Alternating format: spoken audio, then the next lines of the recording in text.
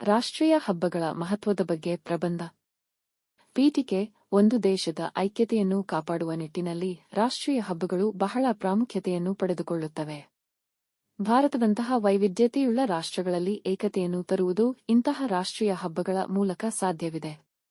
ಇಡೀ ರಾಷ್ಟ್ರದ ಜನರೆಲ್ಲರೂ ಯಾವುದೇ ಭೇದಭಾವವಿಲ್ಲದೆ ಜಾತಿ, ಧರ್ಮ, ಪ್ರಾದೇಶಿಕ ಭಿನ್ನತೆಯನ್ನು ತೊರೆದು ಒಟ್ಟಾಗಿ ಆಚರಿಸುವ ಹಬ್ಬಗಳೇ ರಾಷ್ಟ್ರೀಯ ಹಬ್ಬಗಳು ಎಂದು ಕರೆಯಬಹುದು. ನಮ್ಮ ದೇಶದಲ್ಲಿ 3 ರಾಷ್ಟ್ರೀಯ ಹಬ್ಬಗಳೆಂದು ಘೋಷಿಸಲಾಗಿದೆ. ಅವುಗಳೆಂದರೆ 1. ಸ್ವಾತಂತ್ರ್ಯ ದಿನಾಚರಣೆ, 2. ಗಣರಾಜ್ಯೋತ್ಸವ, 3. ಗಾಂಧಿ ಜಯಂತಿ. ವಿಷಯ ವಿವರಣೆ. 1. ಸ್ವಾತಂತ್ರ್ಯ ದಿನಾಚರಣೆ.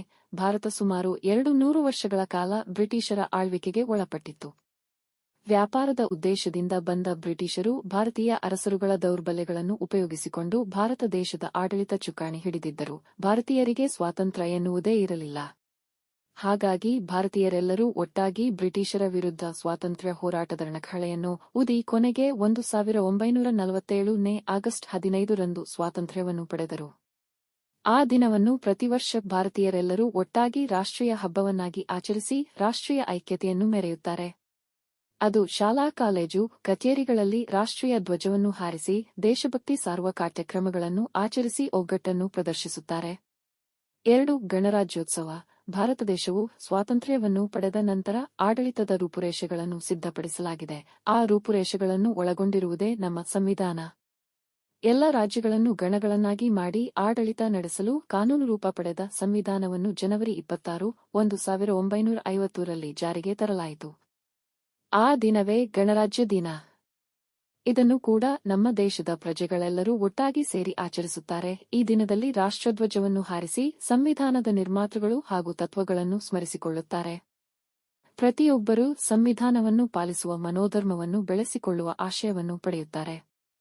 ಹಾಗೆಯೇ ದೇಶಭಕ್ತಿ ಸಾರುವ ಕಾರ್ಯಕ್ರಮಗಳನ್ನು ಆಚರಿಸಿ ಒಗ್ಗಟ್ಟನ್ನು ಪ್ರದರ್ಶಿಸುತ್ತಾರೆ. 3. ಗಾಂಧಿ ಜಯಂತಿ. ಯಾವುದೇ ಒಂದು ದೇಶದ ಜನರೆಲ್ಲರೂ ಒಟ್ಟಾಗಿ ಸೇರಲು ನಾಯಕತ್ವ ಬೇಕು. ನಾಯಕರಿಲ್ಲದ ನಾವೇ ದಡ ಸೇರಲಾರದು. ಅಂತೆಯೇ ನಮ್ಮ ದೇಶದ ಸ್ವಾತಂತ್ರ್ಯ ಪಡೆಯಲು ಬಹುಮುಖ್ಯ ನಾಯಕತ್ವ ವಹಿಸಿಕೊಂಡವರು ನಮ್ಮ ದೇಶದ ರಾಷ್ಟ್ರಪಿತ ಎನಿಸಿಕೊಂಡ ಮಹಾತ್ಮ ಗಾಂಧೀಜಿಯವರು. ಅವರ ಹುಟ್ಟಿದ ದಿನವೇ ಅಕ್ಟೋಬರ್ 2. ಆ ದಿನವನ್ನು ಗಾಂಧಿ ಜಯಂತಿಯೆಂದು ರಾಷ್ಟ್ರೀಯ ಹಬ್ಬವನ್ನಾಗಿ ಆಚರಿಸಲಾಗುತ್ತದೆ.